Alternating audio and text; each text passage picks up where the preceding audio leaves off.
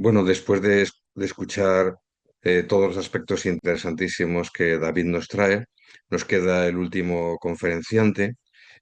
Brevemente diría que para mí las dos herramientas más poderosas del médico son la ética y la comunicación. Y se dan en Benjamín porque además de ser clínico es bioeticista.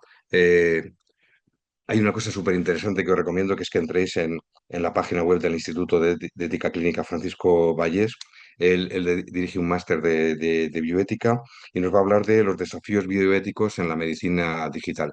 Otro aspecto muy interesante que quiero destacar de Benjamín es que nos enseña mucho que los pacientes no son biología, sino biografía, y a través de las narrativas y fundamentalmente del cine podemos compartir estas experiencias que son fantásticas. Muchas gracias por estar aquí, Benjamín. Bueno, pues comenzaré hablando efectivamente de cómo la tecnología pues es una herramienta y cómo esto está vinculado, decía, al nacimiento de la bioética.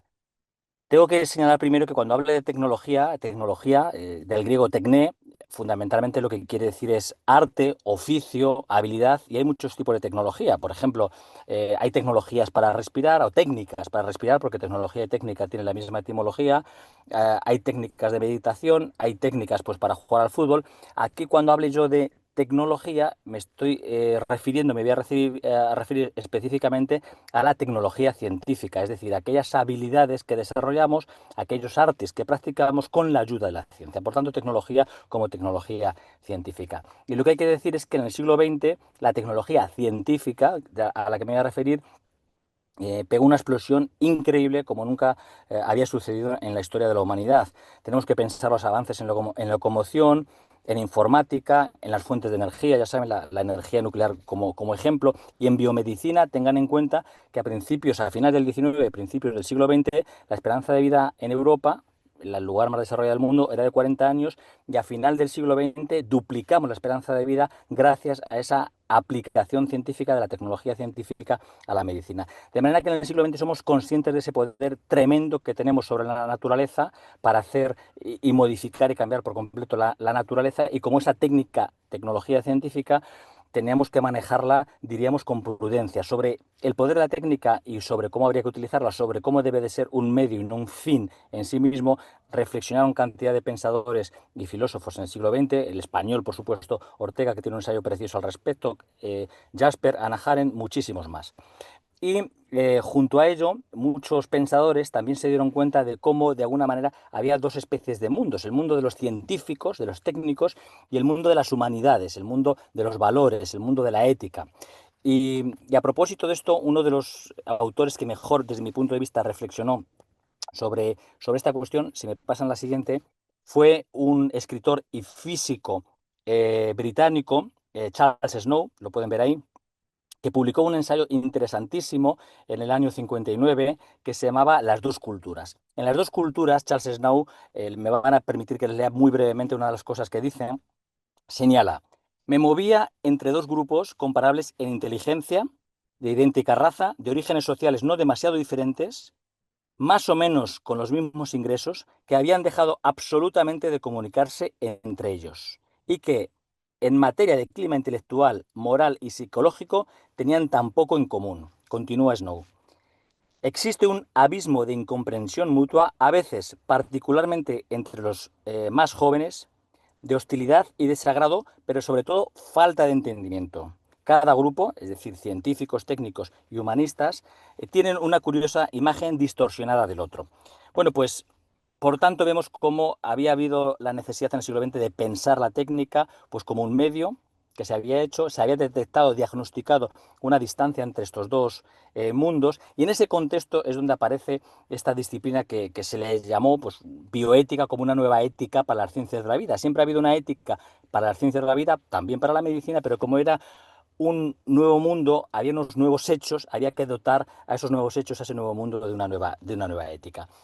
Fue Potter, lo pueden ver también en la diapositiva, pues el que de alguna manera formuló precisamente este neologismo de bioética, y lo señalaba así. Él proponía la bioética como un puente entre esos dos mundos que decía Snow que estaban separados, ¿no? El de los valores, el de las humanidades, y el de la técnica, el de la ciencia. Y así decía Potter. Decía: propongo el término bioética para enfatizar los dos ingredientes más importantes para lograr la nueva sabiduría que tanto se necesita, el conocimiento biológico y los valores humanos. Había que unir esos dos mundos y para eso había que desarrollar esta nueva disciplina, porque de alguna manera lo que se veía era ese poder que tenía la técnica sobre el ser humano. En medicina, claro, estamos hablando ya de los años 60, 70, ya éramos conscientes de ese poder que tenía la medicina pues, sobre el manejo del final de la vida, el inicio de la vida, trasplantes, nuevas terapias. Y claro, ahí también se empezó a reflexionar sobre cómo esa nueva ética era necesaria para la medicina. Hay un autor concretamente, Albert Johnson, que hablaba en un artículo de 1974, se llamaba A New Ethics for Medicine, y hablaba cómo los nuevos hechos que decíamos antes necesitaban una nueva ética, porque la vieja ética de la medicina, pues basada, ya saben, desde el juramento hipocrático al principio de no maleficencia, el primo non nocere, la beneficencia, todo eso no era suficiente para abordar los nuevos problemas. Y por eso hablaba de cómo se necesitaba una nueva ética, pues que sería esta bioética aplicada a la medicina. De manera que cerrando este primer bloque, decir que la técnica, la ciencia, claro que tiene que ser un medio, una herramienta para el desenvolvimiento, para el desarrollo del ser humano, de los valores humanos, en este caso aplicados al mundo de la salud, al mundo del cuidado de los enfermos, y no un fin en sí mismo. El segundo punto, si pueden pasar, del que iba a hablar, es sobre unas obligaciones morales que tenemos hacia la tecnología digital aplicada a la medicina, lo que podríamos decir la medicina digital. Las obligaciones morales a nivel global sería fundamentalmente, antes se ha señalado, lo ha señalado David Ezpeleta y estoy seguro que otros conferenciantes también lo han señalado, como es obligatorio, es una obligación moral aprovechar los bienes que nos trae la tecnología. Esto es evidente que hay que hacerlo, siempre se ha hecho y hay que continuar haciéndolo. Y evidentemente la telemedicina, con todas sus diferentes aplicaciones, el Big Data, la medicina digital, pues en relación con la historia clínica, por supuesto la receta digital, diferentes dispositivos que se aplican, la inteligencia artificial, que posiblemente es lo que genera más polémica, traen cantidad de beneficios, no cabe duda, en cuanto al diagnóstico, al tratamiento, en gestión, pueden optimizar y hacer más eficiente, perdón, una gestión, pero claro, junto a la obligación moral que tenemos de aprovechar lo bueno que nos traen todas estas nuevas técnicas y tecnologías, también hay otra obligación moral y es la precaución respecto a los riesgos y daños, porque diríamos que estas nuevas desarrollos tecnológicos no son la panacea, entendido panacea pues también en su raíz etimológica como pan acos, el remedio para todo. No hay ningún remedio que sea la panacea y tampoco lo son estas nuevas tecnologías, la medicina digital. Y hay que hacer un uso de ellas realista y, como diríamos, con cualquier remedio en medicina, con cualquier posible aplicación a la medicina, teniendo en cuenta los posibles efectos secundarios. Por un lado, porque claro, todas estas nuevas técnicas y tecnologías tienen riesgos, tienen posibilidad de causar daño y tienen ciertas desventajas. Por un lado, directamente, porque hay veces que directamente, pues, en determinados pacientes pueden ser perjudiciales, y por otro lado, no hay que olvidar que detrás de todas estas tecnologías hay intereses de terceras partes, de gestores, de empresas desarrolladoras, de ciertos clínicos, etcétera, etcétera, que esos intereses pueden hacer que no valoremos adecuadamente esos riesgos, esos efectos secundarios que pueden traer de alguna manera esta tecnología digital aplicada a la medicina. Trayendo pasamos otra, por favor. Trayendo de alguna manera esta imagen de Terminator, la traía a propósito de esos riesgos y efectos secundarios, vamos a pasar otra más, por favor. Trayendo a propósito de estos riesgos que trae la medicina digital, siempre se referencia el famoso libro de Isaac Asimov, Yo Robot, que saben que tiene versión cinematográfica, tiene además algunos de los relatos que hay diferentes versiones, y dentro de Yo Robot hay un relato muy conocido que es Círculo Vicioso. Pasamos una diapositiva, por favor. Y en Círculo Vicioso es donde Isaac Asimov relata, hablando, les decía yo antes, de los efectos secundarios posibles de estas nuevas tecnologías, las famosas tres leyes de la robótica para que sea aceptable la robótica, y esto sería aplicable hoy día a las nuevas tecnologías, específicamente a la inteligencia artificial. Asimov hablaba de esas tres leyes. Una de ellas era que ningún robot debe hacer daño a un ser humano, aplíquenlo a cualquier tecnología. Tienen que obedecer las directrices de los humanos, es decir, supervisión. Dice, y sus acciones no deben implicar daños a terceras personas. Bueno, pues esto verán que en tantas cosas se adelantó Asimov, pues también respecto a esta precaución que hay que tener con estas nuevas tecnologías. Pasamos a la siguiente, por favor. Bueno, eh, visto primero cómo la técnica, la tecnología tiene que ser un medio, esas obligaciones generales de aprovechar los beneficios y tener precaución con los riesgos.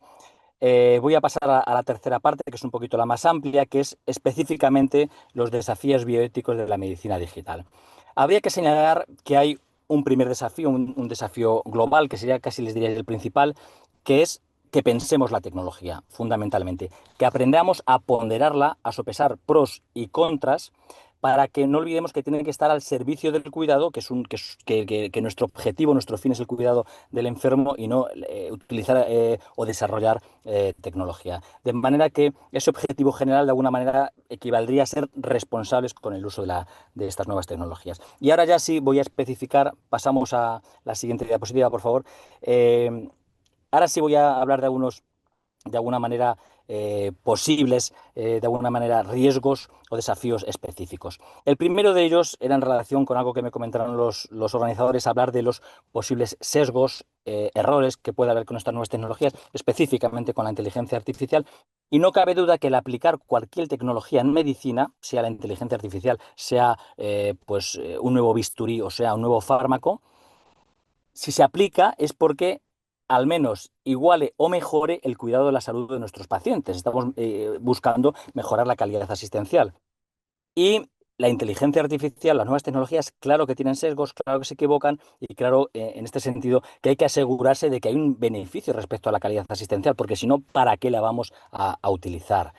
Y en este sentido, respecto a los sesgos que producen muchos chatbots, por ejemplo, esto se ha visto en salud mental, en algún congreso que tuvimos lo hemos visto, de cómo las recomendaciones que dan los chatbots en salud mental en ocasiones realmente pueden ser perjudiciales para muchos pacientes porque no son discretos, no saben decir que no lo sé, por ejemplo, y las recomendaciones que dan pues, pueden no ser útiles, incluso perjudiciales, insisto, para algunos enfermos mentales que dejan de visitar al psiquiatra, al psicólogo o quien fuera.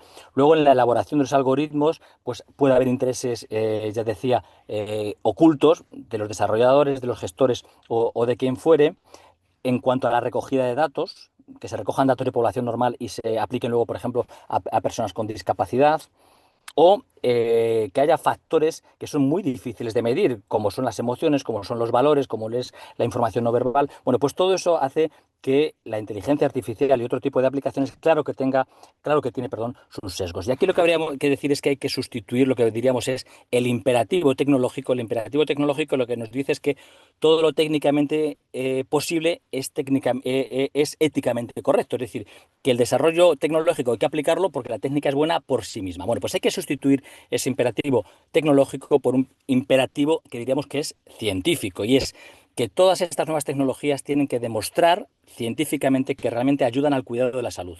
Y si no demuestran que ayudan al cuidado de la salud, pues habrá que continuar utilizando aquellas tecnologías que sí lo hayan demostrado. De manera que método científico también para estas nuevas tecnologías.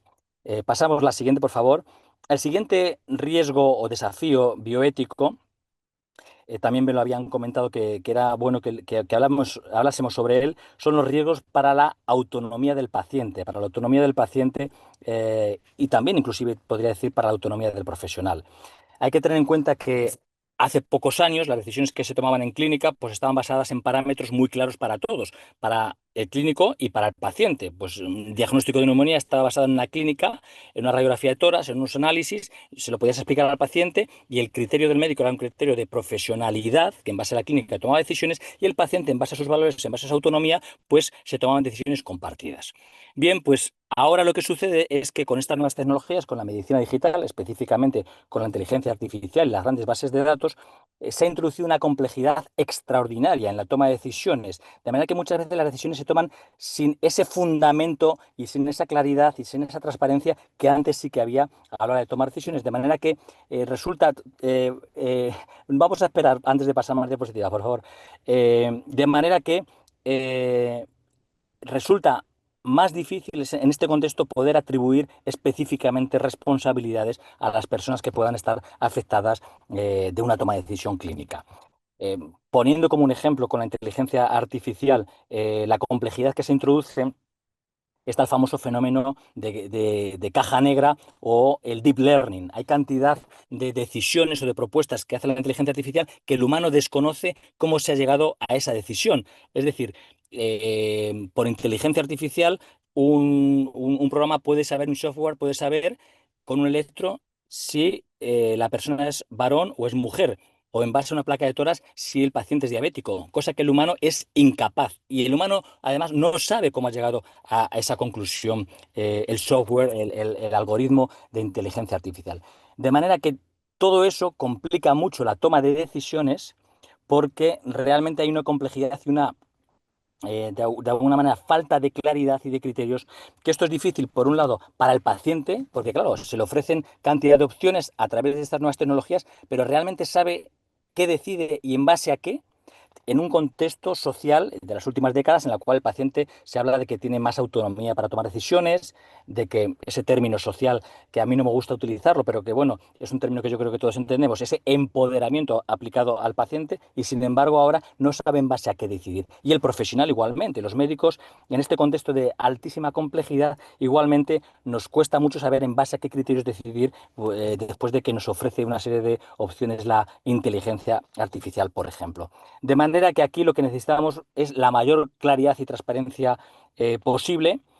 La normativa española, la legislación española, ya digo que en Europa ya saben que va a haber una legislación respecto a inteligencia artificial no específica sobre medicina, pero en medicina, por lo menos el código de deontología, sí que habla de que se necesita una supervisión humana de un profesional médico para cualquier prueba diagnóstica y también para cualquier tratamiento. De manera que los algoritmos de autodiagnóstico y autotratamiento en España, en un principio, no están permitidos y por tanto necesitan o necesitarían de una supervisión humana, aunque se nos escape, insisto, muchas veces en realidad por qué se toman esas decisiones. Me habían comentado también que sería interesante a la hora de hablar de los desafíos, hablar de las cuestiones que tienen que ver con la confidencialidad, privacidad y protección de datos. Aquí lo que tengo que decir es que ciertamente con el desarrollo tecnológico a mí esto casi es, entendamos, una de las cuestiones que menos me preocupan. Yo creo que esos valores de privacidad, de confidencialidad, mejorando realmente cuestiones puramente técnicas, sí que dejará de ser un problema si realmente se cuida pues, la privacidad. De manera que esto lo colocaría yo como un problema de segundo nivel. Pasamos a la siguiente, por favor. Otra cuestión que sí que me parece interesante comentar en cuanto a los desafíos bioéticos son las cuestiones que tienen que ver con la equidad. Ya no porque haya personas que puedan tener barreras por la brecha digital, por ejemplo, porque esto no podemos dejar a un lado esta posibilidad. Ciertamente es verdad que hay personas con barreras que tienen que ver con la brecha digital, pero es verdad que se ha hablado de cómo estas nuevas tecnologías saltan también ciertas barreras y se llega así a ciertos lugares que si no, no se podría llegar. Ya lo saben que se llega con dispositivos a lugares muy remotos, ¿no? O con un mismo dispositivo móvil se tiene acceso a un especialista desde la Conchinchina. Ciertamente es así y hay gente que ha hablado de que se democratiza la medicina. En el salud mental, los que están a favor de estos chatbots de autoayuda hablan de una democratización de la salud mental. Pero insisto, más allá de la brecha digital que le pueden tener algunas personas, hay ciertos desarrollos, esto se ha visto con algunos algoritmos de inteligencia artificial, hay ciertos desarrollos que sí que se ha visto que pueden ser discriminatorios para algunos grupos sociales. Por ejemplo, está publicado como había un programa de inteligencia artificial que el software reducía el acceso a personas afroamericanas con discapacidad a una atención de salud de calidad. De manera que hay que tener cuidado, insisto, pues con cómo se elaboran esos algoritmos, con que no se dejen de lado a determinadas poblaciones y luego, por otro lado, que no se cree un desarrollo tecnológico que sea solamente accesible por su coste económico y por su complejidad a determinados grupos sociales. Bueno, pues, hablando de retos específicos, he hablado este primer grupo dedicado sobre todo a retos o desafíos para el paciente. He hablado de la necesidad de garantizar la calidad asistencial y tener cuidado con los sesgos. He hablado de la autonomía del paciente y también del profesional, de la confidencialidad y de la equidad. Ahora voy a hablar de un problema, me quedan dos problemitas nada más antes de pasar a las conclusiones. Un problema que estaría entre el paciente y el profesional, y es la famosa deshumanización de la asistencia sanitaria, que sobre esto se ha hablado mucho en relación con estas tecnologías, de cómo a veces parece que se interponen entre paciente y sanitario, y concretamente cómo la inteligencia artificial se piensa que podría desplazar al profesional, al humano, de esa relación de cuidado que hemos tenido siempre. Sin embargo, hay autores que hablan de que puede ser una oportunidad, porque la inteligencia artificial, ya saben que dicen que puede, no, dicen no, que puede hacer cantidad de tareas automáticas y que lleva mucho tiempo para el humano, y así el humano puede dedicar mucho más tiempo para estar con el paciente. Pasamos a la siguiente diapositiva, por favor. Richard Benjamins, que es o fue por lo menos el responsable de inteligencia artificial de Telefónica, decía esto, ¿no? Dice, el profesional seguirá al mando, pero tendrá un potente copiloto para ayudarle con las tareas que normalmente requieren mucho esfuerzo manual y mucho esfuerzo mental.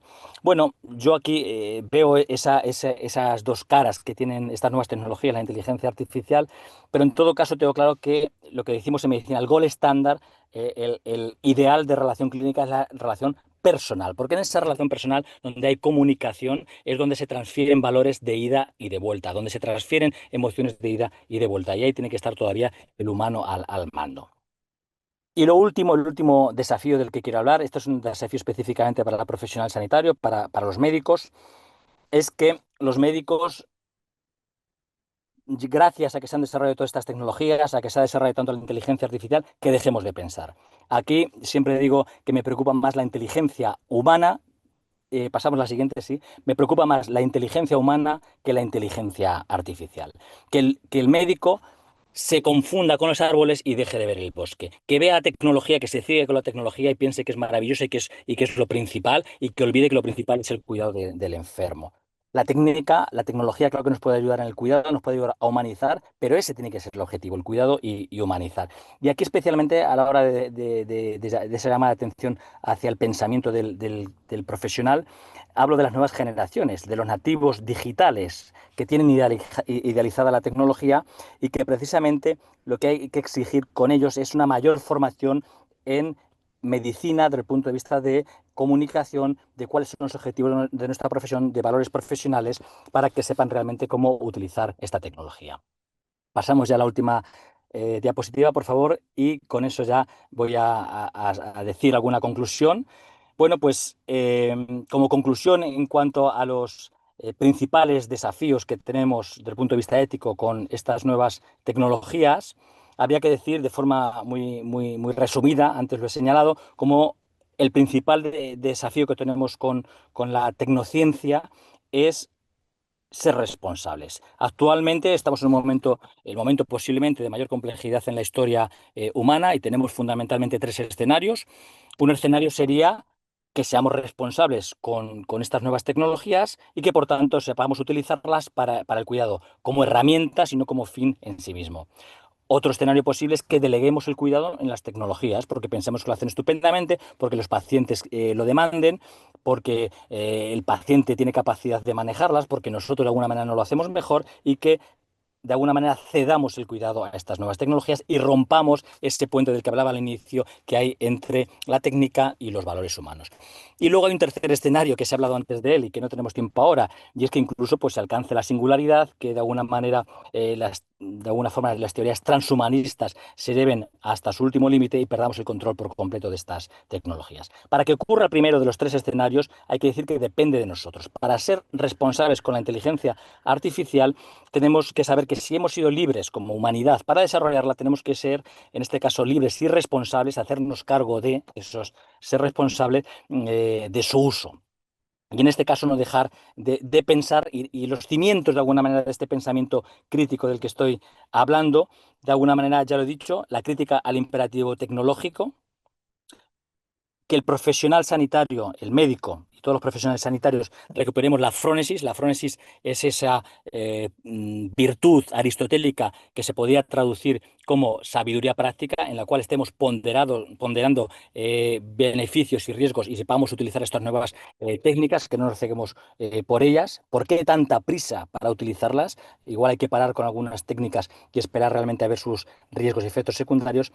Y luego, por último, volver a señalar la importancia del pensamiento humano crítico y en este momento de altísima complejidad precisamente es cuando necesitamos mayor nivel de profesionalidad y mayor nivel de valores humanos en el médico y en el profesional sanitario.